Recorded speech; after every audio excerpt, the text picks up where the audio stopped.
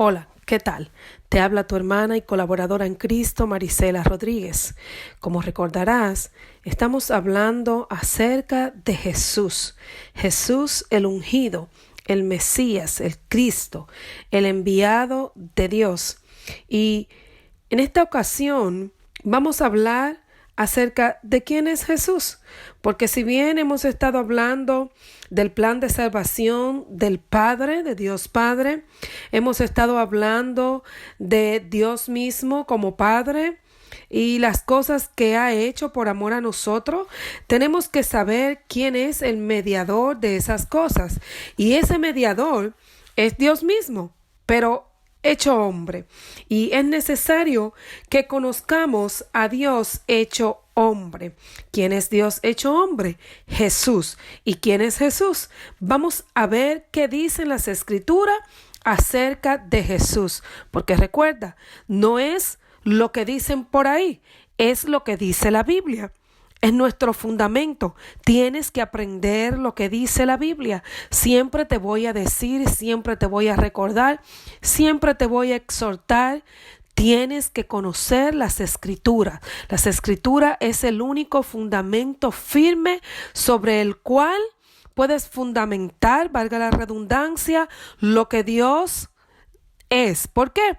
Porque es la palabra de Dios. Es lo que Dios dice de Dios mismo. ¿Y qué es lo que dicen las Escrituras acerca del Hijo de Dios? Pues estuvimos hablando lo que habla el Antiguo Testamento de el Hijo de Dios preencarnado. Vimos al Hijo de Dios antes de Jesús, ¿verdad? Antes de que fuera encarnado.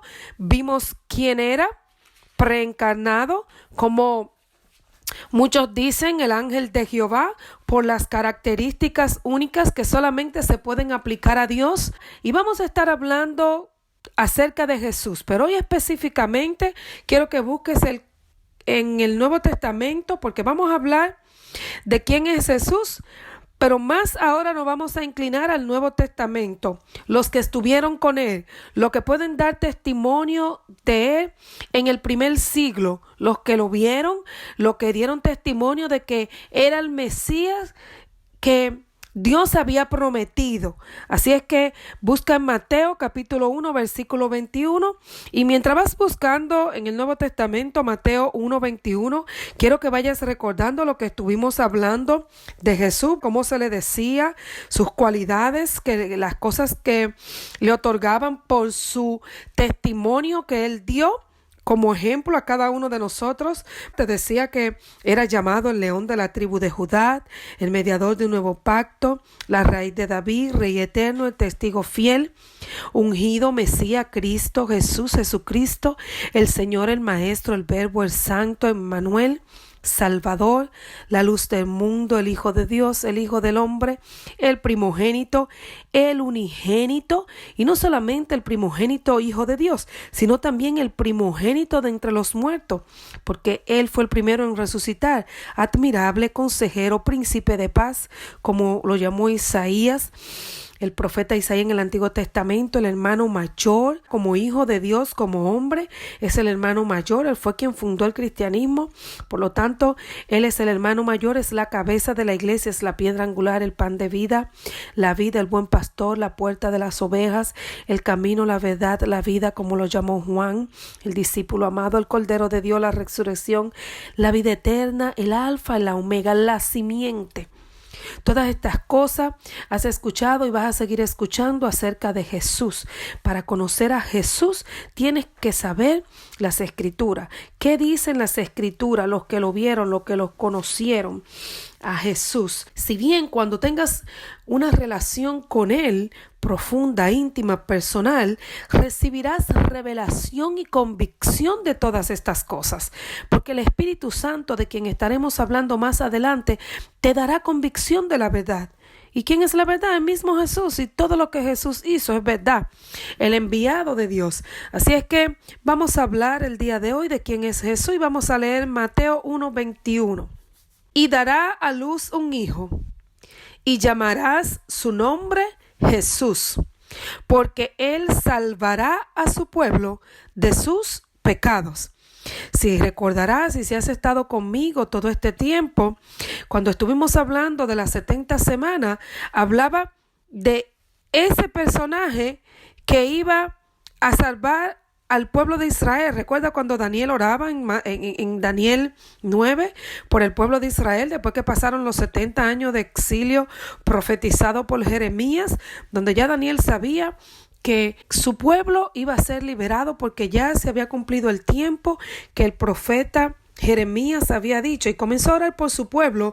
Y esta fue la revelación que el ángel Gabriel le dio a Daniel, diciéndole que vendría el Mesías.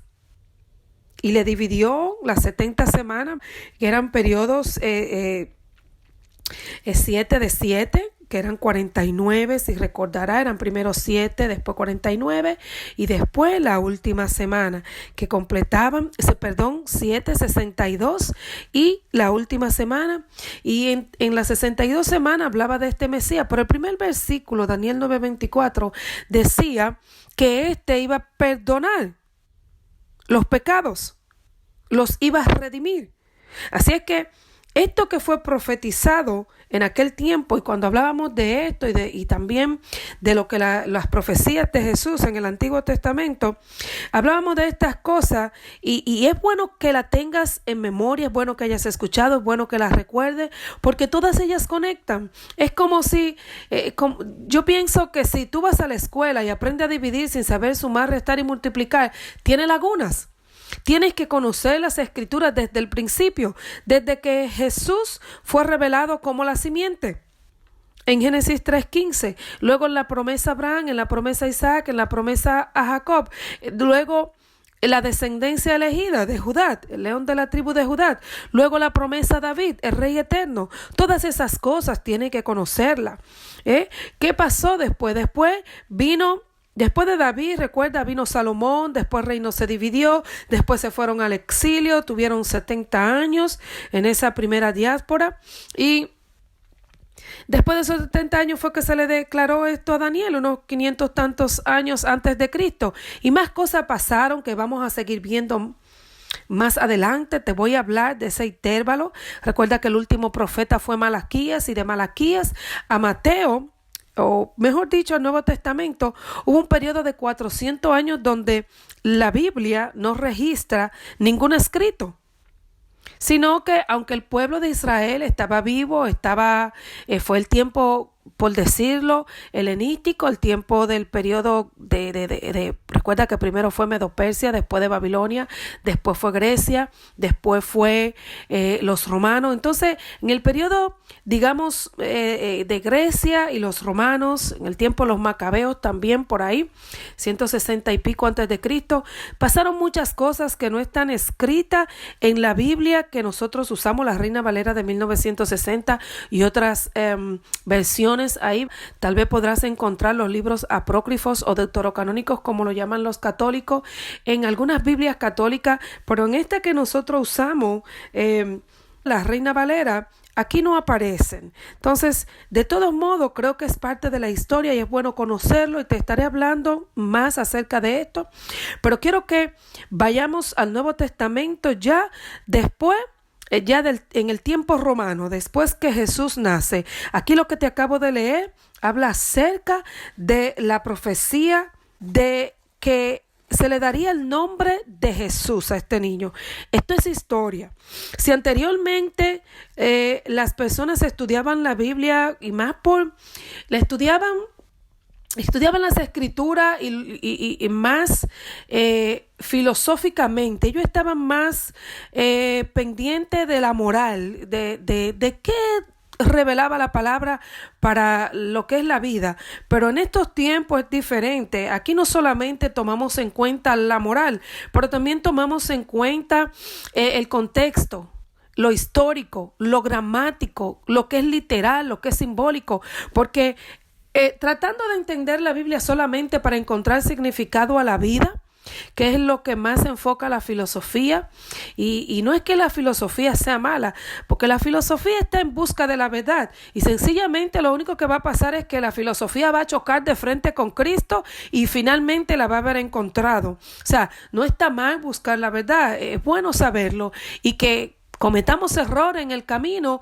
Eso pasa en medio de un mundo imperfecto. Pero la cuestión es que gracias al Señor que ya nosotros recibimos la revelación de la verdad y que por conocer esta revelación y por el derramamiento del Espíritu Santo, el que nos guía a toda verdad, ya podemos entender y saber que no solamente podemos ver la Biblia como un libro para tu vida, sino que hay que verlo como un libro histórico, porque esto nos da la evidencia de que todo lo que está escrito es cierto. Si bien creemos por fe, también la historia después de cuenta. ¿Por qué? Porque Jesús habló del testimonio. Ustedes van a dar testimonio de mí. ¿Por qué Jesús le interesaba que dieran testimonio de él? ¿Y por qué Jesús hablaba de que la Escritura daban testimonio de él? Porque hay una importancia en el testimonio. No podemos restar, no podemos, como algunos que dicen, no, si la Biblia lo dice, y luego después cuando enfrentan los procesos y no encuentran y no tienen la palabra sembrada en su mente, en su corazón, entonces fallan. ¿Por qué fallan? Porque realmente nunca tuvieron un encuentro de frente con la verdad, con Jesús. Entonces, para tener un encuentro de frente con Jesús, necesitamos todo lo que Jesús dice que necesitamos. Así es que necesitamos el testimonio de Jesús, tanto como la fe. La fe entra por el oír y el oír es que tiene que ver con lo cognitivo, con la inteligencia, con la comprensión. O sea, Dios mismo está diciendo que necesitamos escuchar. ¿Y qué necesitamos escuchar? La palabra de Dios, la que da testimonio. ¿Quién es Jesús? Y lo primero que sabemos es que su nombre es Jesús. Aquí en Mateo 1:21. ¿Quién es Jesús? Todo niño que nace es un regalo de Dios. Pero nosotros sabemos que hace más de 20 siglos, ahí alrededor nació un niño especial de quien habló Isaías. Un niño les nacerá, Dios con nosotros, ¿verdad que sí? Entonces, Jesús, este niño que nació, que es el Hijo de Dios, es un niño de madre humana, pero es de Padre divino, porque fue engendrado por el Espíritu Santo. Ya conocerás la historia, pero es necesario que la conozcas y que la mantenga en tu mente y en tu corazón, fundamentando cada versículo. Dios fue hecho hombre. Jesús, el Hijo de Dios, es también el Hijo de los hombres, es la simiente de la mujer. Aunque Jesús era Hijo de Dios, asumió todas las exigencias y las necesidades de la naturaleza humana. Tienes que entender que Jesús fue 100% Dios, de lo que estaremos hablando más adelante, y 100% hombre. Jesús fue un hombre y él evidenció todas estas cosas en las Sagradas Escrituras. ¿Cómo él evidenció que era un hombre? Jesús experimentó cansancio, Jesús experimentó sueño, hambre, agonía, experimentó reacciones emocionales como la compasión, el llanto, el enojo, la tristeza, la angustia, el gozo. Todas estas cosas son características de los seres humanos. Jesús tuvo cada una de ellas. Lo único que Jesús fue un hombre único, fue un hombre especial, fue un hombre extraordinario y justo. Jesús, aunque fue un hombre judío, de genealogía judía, león de la tribu de Judá, quien fundó el cristianismo, a cual se le llamó el Mesías, Hijo de Dios, el cual fue nacido de una mujer llamada María por concesión divina, nunca pecó.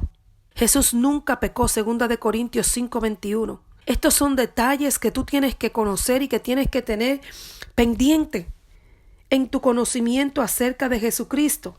Jesucristo es el redentor absoluto de la humanidad. El fundamento de la fe cristiana es Jesús. Todo lo relacionado con el cristianismo comienza con la persona de Jesús.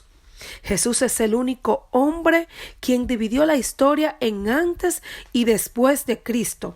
Tal vez por ahí escuchará algunas doctrinas falsas. ¿Y por qué sabemos que son falsas? Porque no están fundamentadas por las Escrituras. Algunos dicen que fue solamente un profeta, otros dicen que fue un gran maestro, otros dicen que fue un hombre simple, que si ciertamente hacía milagro no era algo sobrenatural, solamente hacía cosas especiales. También hay otras doctrinas como el pluralismo, está también el ateísmo, el universalismo, el inclusivismo. Si bien, por ejemplo, el inclusivismo dice sí, Jesús es el Salvador, pero no es el único. Hay más camino a la salvación.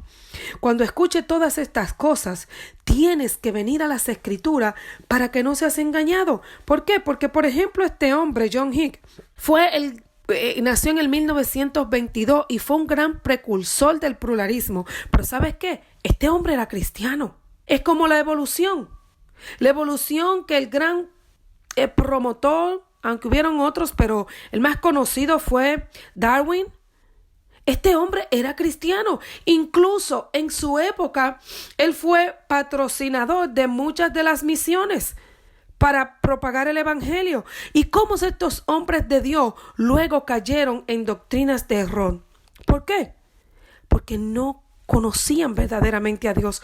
Unos caen porque se enojan con Dios y comienzan a hacerle la guerra, porque hay mucha gente que están más empeñados no en demostrar su doctrina, sino en que no se crea en Dios.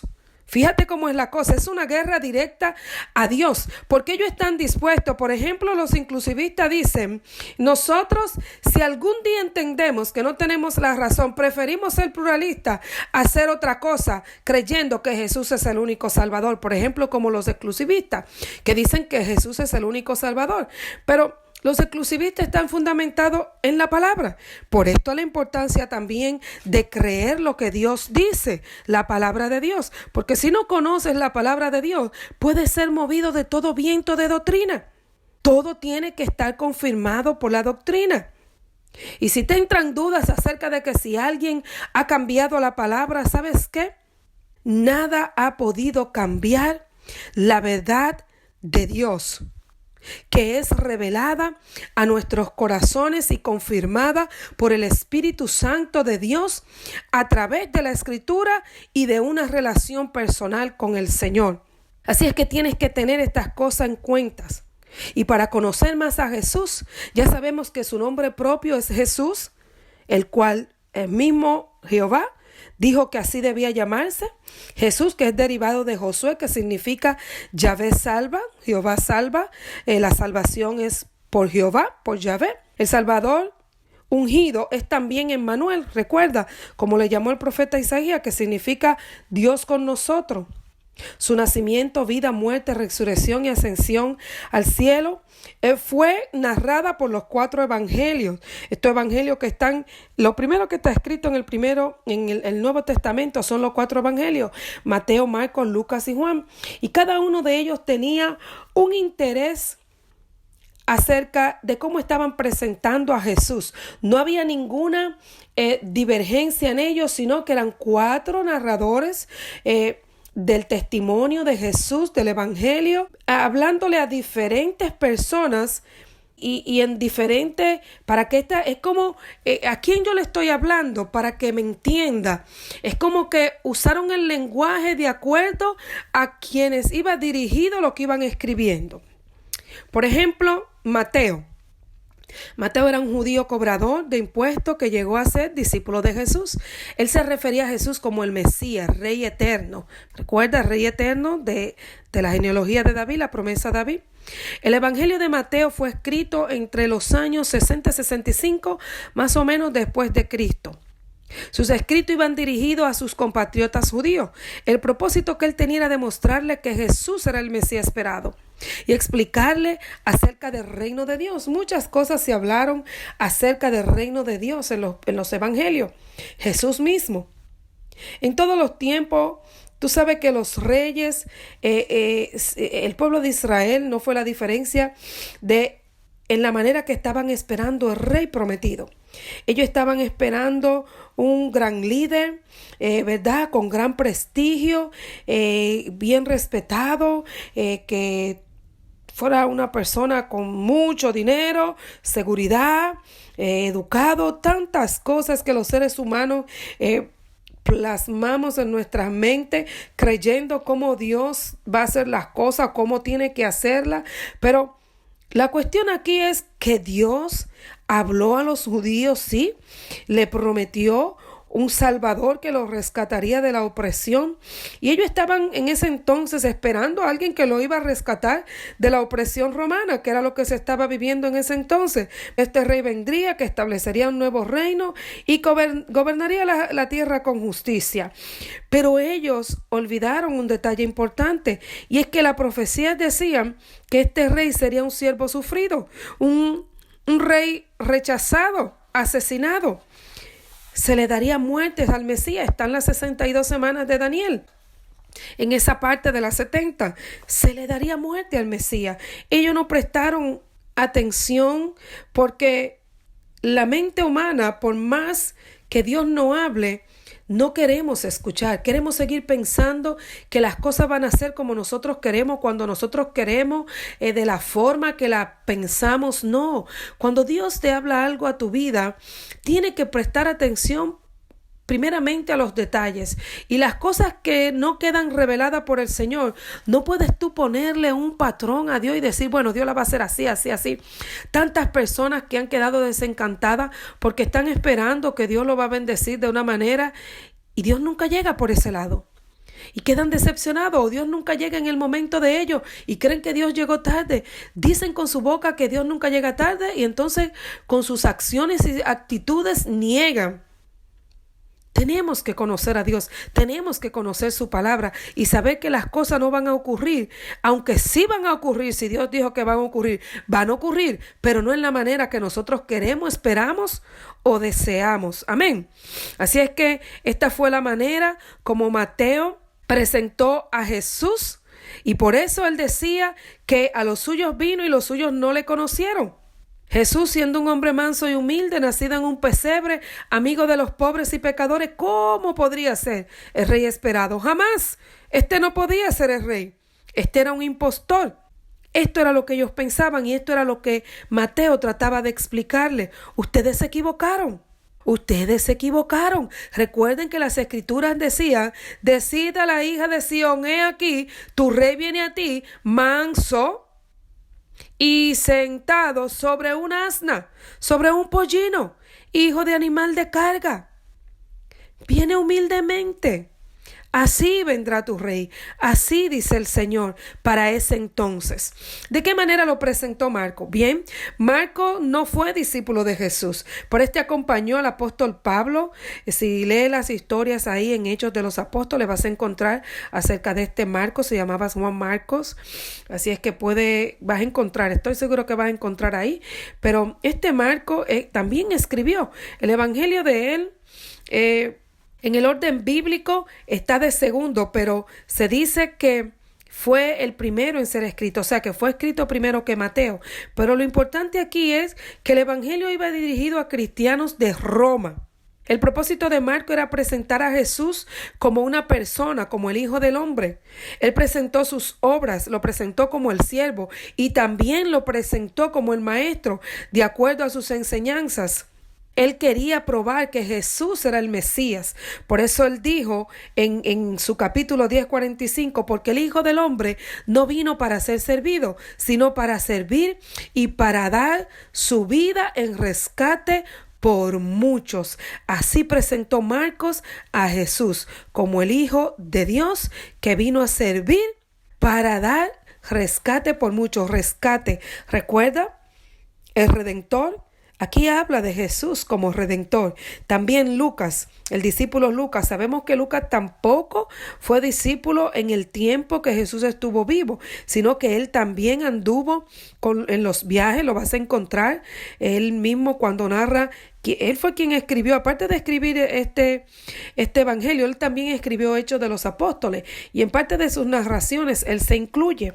Así es que sabemos que Lucas era un doctor y sabemos que era gentil, él era griego, él no era de descendencia, él no era judío, pero sí fue parte de los que escribieron aquí. Y este evangelio fue escrito por ahí alrededor de los años 60 y sus escritos iban especialmente dirigidos a gentiles. Él presentaba a Cristo como un hombre perfecto y salvador. ¿Y qué decía él? Por ejemplo, en Lucas 2:11 decía que os ha nacido hoy en la ciudad de David un Salvador, que es Cristo el Señor. Y la ciudad de David, donde David nació, fue en Belén, y ahí mismo nació Jesús también. Y aquí está dando Lucas testimonio acerca de Jesús como Salvador. Y Juan, el discípulo amado, ¿cómo dio testimonio Juan de Jesucristo? Bueno, este mismo Juan, el que recostó su cabeza de Jesús en la Santa Cena, este fue el que escribió también Revelaciones, pero antes de todo esto, él escribió Revelaciones cuando estaba Apocalipsis, cuando estaba en la isla de Patmos, pero antes de todo esto, por ahí por los años 85, del 85 al 90, él escribió este evangelio. Y este evangelio iba dirigido especialmente a los nuevos creyentes y a los no creyentes. Su propósito era probar que Jesús era el Hijo de Dios, para que todos creyeran que en Él estaba la vida eterna. Juan 3:36. El Evangelio de Juan se refirió a Jesús como la luz de los hombres, la gloria de Dios, el unigénito que ha dado a conocer al Padre, el agua de vida, el pan de vida, la luz, la puerta, el camino, la verdad, la vida. Jesús como el Cordero de Dios que quitaba el pecado del mundo, que quita el pecado del mundo. Juan 1:29. Juan presentó a Jesús como el Verbo encarnado. ¿Cuánto pueden recordar? Este es uno de los evangelios que dan testimonio acerca de Dios encarnado, de Jesús como Dios. Y hablaremos más adelante de eso, como te dije. Pero me gusta mucho en Juan 1, del 1 al 3, cómo él, y Juan 1:14 también, cómo él da a conocer quién él es, quién es Jesús. Jesús es Dios, el que vino para mostrar al Padre. Y si notamos, como dicen muchos, Mateos, Marcos y Lucas son sinópticos, tienen muchas cosas en común, pero Juan fue un poco diferente. Es como que Juan se esforzó más, no solamente por mostrar a todo el mundo, fueran creyentes o no creyentes o nuevos creyentes, quién era Jesús, sino que lo mostró no solamente como hombre, pero en su forma espiritual. Él habló de todas las cosas que Jesús hacía como el Hijo de los hombres, pero como el Hijo de Dios, como Dios. También el apóstol Pablo habló de Jesús.